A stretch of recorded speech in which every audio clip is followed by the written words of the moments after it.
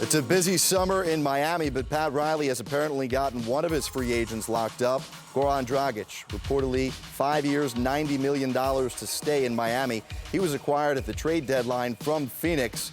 Dragic, in his 7th season, is 29 years old. Remember, he was the 2014 most improved player in the NBA, also third-team All-NBA selection. In his limited time in South Beach, 26 games, about 16.5 points.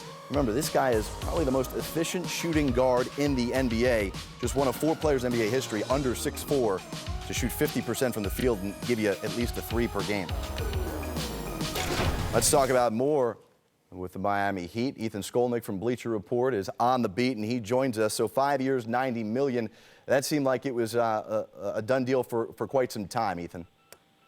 Yeah, no question about it. I mean, when they traded for Goran Dragic, they got assurances that he wanted to be in Miami. When they traded the 2 future first-round picks, Pat Riley was pretty sure that Dragic was going to be a part of his core. He wanted to get him into the program before the end of the season, and then they would essentially have some advantages this offseason, which is that they would have his bird rights. They could offer him the 5th year. The 5th year was meaningful to Dragic. He's 29 years old at this point, but he's kind of a low-mileage player because he wasn't a starter for good portions of his early career.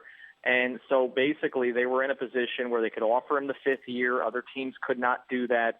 And they knew that they could go a little bit below the max because the most that another team could have paid him would have been about 4 for 82.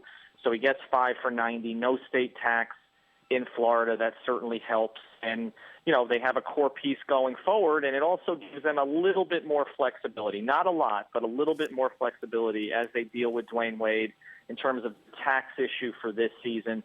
And then down the road, if they're taking a look at 2016, there's a couple million sort of chopped off from what you thought it would be if it was the max in terms of what they could offer to another free agent. So I think it's a fair deal for both sides and clearly something that we expected was going to happen. Ethan, I don't know if it's just me, but Dragic County just doesn't have the same ring to it as Wade County. Are they keeping him around? What's going to happen with Dwyane Wade?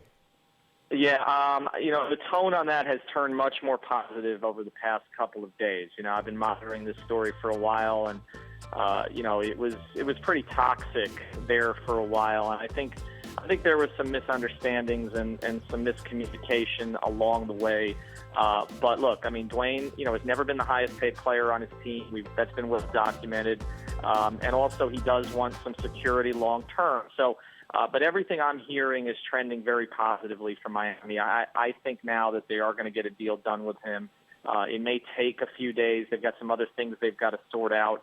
And I wouldn't be surprised if they pare down some of their depth. I know a couple of names that other teams have inquired about at least, or have been out there, have been, you know, McRoberts, Chalmers, Chris Anderson has a contract that's movable. So I wouldn't be surprised if 1 or 2 of those guys move to lessen the tax burden a little bit, and the Heat try to replace them with cheaper options, maybe using minimum contracts. So we'll see how that goes. But I would anticipate at this point, if you ask me to project, I think Dwyane's deal is going to get done ultimately with Miami. Well, Ethan, you touched about the tax situation, but big picture for Pat Riley and D. Wade, is it more loyalty because D. Wade's been there for 12 years and he's done so many great things for him, but also not being able to handicap themselves? Because let's face it, D. Wade's not playing the 82 games. You got to make sure you have enough depth on that bench to kind of weather the storm to get to the playoffs. Yeah, no question. But I think a lot of things changed, too, in terms of, I don't think in terms of Wade's situation, but just in terms of the franchise outlook on Thursday, because I think being able to get Winslow, a player that they did not think would be available to them at 10. I mean, they didn't even look. They didn't even work him out in Miami. They thought there was no chance he was slipping to 10. Now they have a young wing player there. I think if he develops relatively quickly, that could give Dwyane something he hasn't had really over the course of his career, which is somebody to relieve him on a consistent basis. I mean, they've plugged in guys kind of out of position in recent years. Mike Miller did a great job for them for a couple seasons in that role, but having Winslow available to them, a player who is 19 but is extremely mature, they do think he can help them this year. So I think that certainly helps. So look, I've said all along, this thing with Dwyane, everybody talks about the market and who wants him and who doesn't want him and where he could go. The reality is this isn't a normal situation. It's not a normal leverage situation. He has emotional leverage in the situation because he means so much to the community. because the organization has based its whole being on this Heat lifer concept. Dwyane is the ultimate Heat lifer. So I think it always made sense for the two of them to get together, work out any misunderstandings and differences, and for Dwyane, to be compensated for sacrifice over the course of his career. So I think ultimately that's going to happen. Whether it's on a one-year deal that's a max and they come back to the table, or close to a max, they come back to the table next year and hammer out a 2 or 3 year deal, or whether it's just a 4-year deal right off the top, I think that's still being sorted out. But I do think ultimately they are going to get a deal done.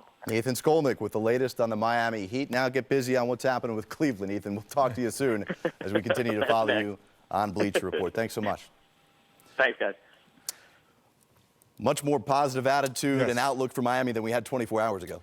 I think deep down inside we all kind of would hope that would happen, because it'd be tough to see Pat Riley and D-Wade, have a divorce for all they've been through for 12 years. The championship, they all speak for itself. But we also understand Pat Riley wants to make sure he doesn't handicap himself, because D-Wade's not going to play 82 games, but you also want to make sure your bench is deep enough. And you don't want Winslow to come on too fast. You want to bring him along slow, make sure he understands the game. Sometimes you just want to hear that you're valued. Yes, that's it.